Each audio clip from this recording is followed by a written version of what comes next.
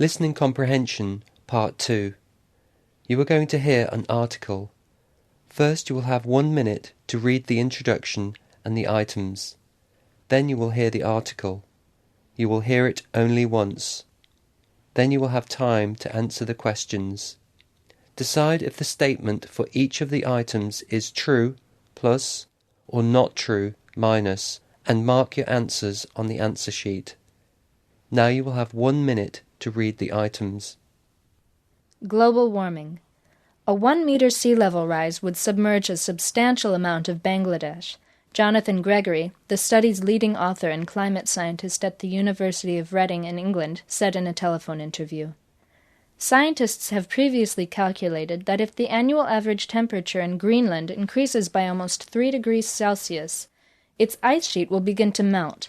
Many experts believe the concentration of carbon dioxide in the atmosphere will have reached levels around the year 2100 that would cause the temperature to rise that much. We're not saying how long it will take to get to the 3 degrees or how long it will take to lose the ice sheet, Gregory said. We're saying there's a high likelihood of passing this threshold of viability within the carbon dioxide levels that are currently being considered. The issue of global warming is controversial. It's clear that, since the Industrial Revolution, atmospheric concentrations of carbon dioxide have increased 30%, enhancing the heat-trapping capability of the atmosphere. Scientists generally believe that the combustion of fossil fuels to run cars, heat homes, and power factories is the primary source for this increase in carbon dioxide levels.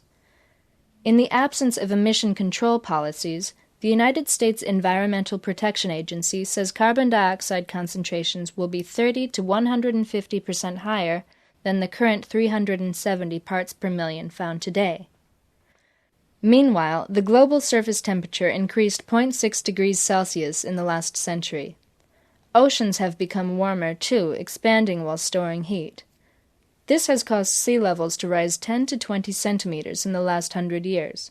While most scientists agree that higher greenhouse gas concentrations, particularly carbon dioxide, are causing global warming, a few scientists argue that atmospheric carbon dioxide levels may not only be to blame, because they have remained relatively steady for the past 30 years. At present temperatures, about half of the snow that falls on Greenland melts and runs off as water. The rest of it stays and is discharged in the form of icebergs. An increase of 3 degrees Celsius would change that equation, producing an increase in melting that would outweigh the increase in snowfall, according to Gregory. The warmer it gets, the more melting there is, he said. You would also expect more rain or snowfall, but most studies suggest that the increase in melting would be bigger. Beyond that threshold, the ice sheet will likely not be viable and would just get smaller and smaller. The climate models in the study demonstrate that a warming of about 3 degrees Celsius for ongoing melting of the Greenland ice sheet is exceeded by 2100, said John Church, a climate scientist at the Australian Government Marine Research Centre who was not involved in the study. In the most extreme scenario, the study predicts temperatures to rise by 8 degrees Celsius by the year 2050. This, in turn, would raise sea levels by 7 meters in 1,000 years. This is a high concentration, but it is within the range of scenarios that people have considered, Gregory said. It is not a completely outrageous number. If rising temperatures were to cause melting of Greenland's ice sheet, the process would be gradual. There is no evidence that the ice sheet would catastrophically disintegrate. Even the worst scenario is unlikely to alter the world map. If you were to raise the sea levels by 7 meters and look at a map of the world, you probably wouldn't think it was startlingly different, Gregory said. But of course many of the places where a lot of people live are close to sea level. Many cities and communities along the U.S. eastern seaboard are at least partly below this level. Sea level rise has the potential to affect millions of people living in low-lying coastal regions, particularly the inhabitants of megacities developing on coasts around the world and those living on deltas of major rivers and small island nations, Church said.